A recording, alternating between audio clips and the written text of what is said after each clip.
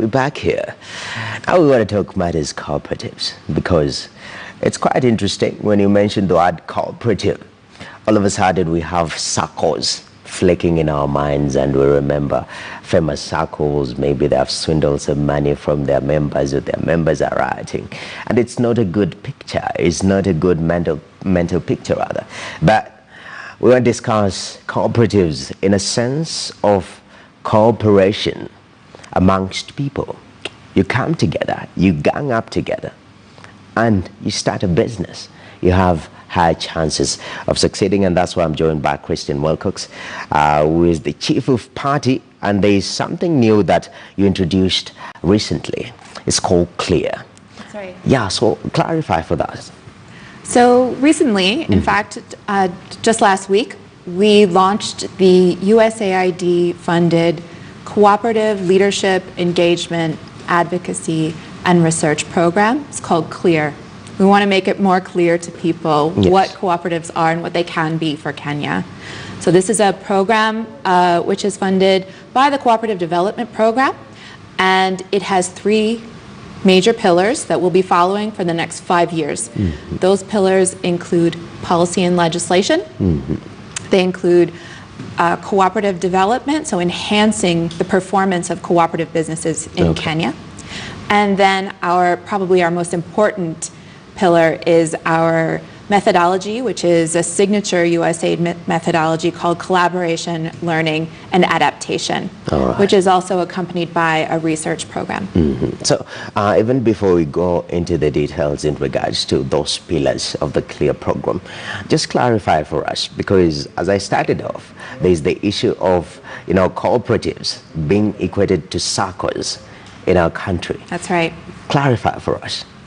Well, in the several years that I've been working in Kenya, I have noticed a tendency for people to say SACCO when they mean cooperative. It's almost like they're synonymous. Most people associate themselves as knowing about SACCOs, savings and credit cooperative organizations. And if they have another idea of cooperatives, it might be housing, or it might be agriculture, my grandma's dairy cooperative, or this maize cooperative my family's a part of, perhaps even coffee or tea, which are major cooperatives in Kenya. So I believe that cooperatives are siloed in the minds of Kenyans. And that's something that the Clear program is trying to open up in Kenya, trying to broaden Kenyans' perspective of what the cooperative business model can mean to the people of Kenya. All right. So let's go into the tenets, the pillars of this particular program. One of them is advocacy and making sure that there's a change in policy. We're meant to understand that the cooperative function was devolved. And what we understand in Kenya, I think the policy bit is left with the government, national government, and now the operations are left with the county government. So what are you trying to institute in our counties to help with matters policy? Policy and legislation, especially policy itself, we would consider the foundation, the bedrock of where you build your legal framework from. And we have spent a few years exploring the situation right now in the 47 counties.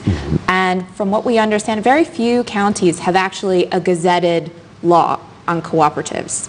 Those are the runners, the front runners. But even those laws are very closely related to the former framework that was before devolution, CAP 490.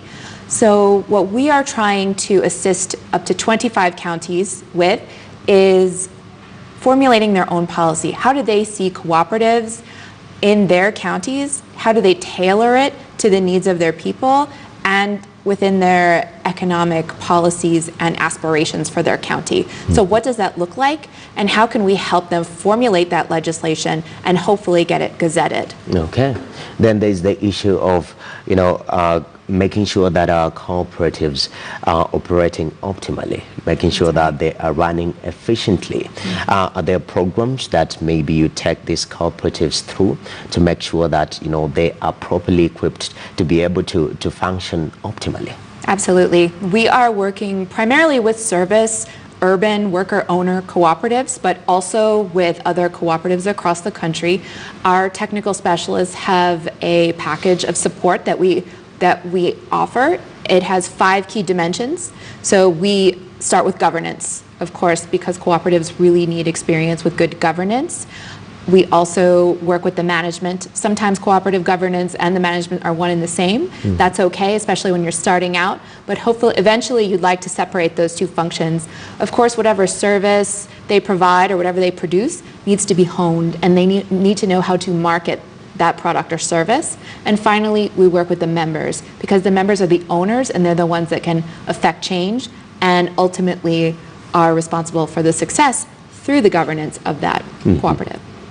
There's the issue of also research, because research is key. I do believe before you undertake anything, you have to plan yourself, make your research, and make sure that you really understand what is going on. And this has been a gap in majority of our areas in the country.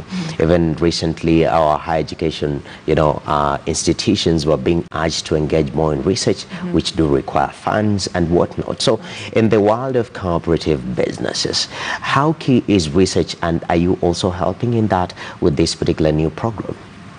I think research is, of course, going to really help boost cooperative businesses around the world, because I truly believe that cooperatives are a part of each community's resiliency toolbox, if you will. Yes. So if we are able to embark on research, which the CLEAR program is in partnership with USIU, we are looking at cooperatives over a 5-year period in communities and looking at what are the behaviors that people adopt when they become part of a cooperative business. If you consider something like self-empowerment, personal voice, now that I'm a cooperative member and an owner, I have a sense of confidence, I feel more empowered in my own community. And so how do you take that behavior to your household and your community, and does that become part of a community's resiliency toolkit? So they are more resilient to shocks, whether it's climate or economic or health related. Yes, and as we wrap this up, there's the element of young people. Oftentimes you mention cooperatives, and what we think about is, oh, my mom is in one, or my grandma is in one. So just encourage young people, how can they come together also, form a cooperative, and run business? I work with youth cooperatives in Nairobi, and I have heard that sentiment so many times. I thought that cooperatives were for my grandma, but now I know the power of cooperatives because I have seen young people come together. We try and meet them where they are. What are you interested in? I've heard Nairobi referred to as the Silicon Valley of East Africa. There are ideas here. There are innovations here. It is so amazing to watch people work together and create their own business that they are the owners of. Wow, that's amazing. Christian Wilcox, we really appreciate you taking time to speak to us. That is the business today on Matters Cooperatives. That was very informative. Wow. We hope that as young people now, we shall gang up together and make sure that we are starting businesses. Take your 20,000. Another 20,000. 10 of you already have 200,000 shillings. Run a business more profitable, other than you sticking with your 20K, all right? But right now I have to remind you on our Twitter poll, and this is in regards to the what is being rolled out. Do you think the Huduma number exercise will enhance integrity, of course, of our government records in Kenya? And right now, as I'm being told, I'm checking on Twitter to see some of your feedback as we close up the show. And yes, that's what presenters do, just to buy time so that they can find feedback. Let me see. And with that, actually my director insists I have to close. But thank you very much. The conversation continues on our social media platforms. I'm Noakit Kimboy, and Business Today wraps up. Next we have Bill.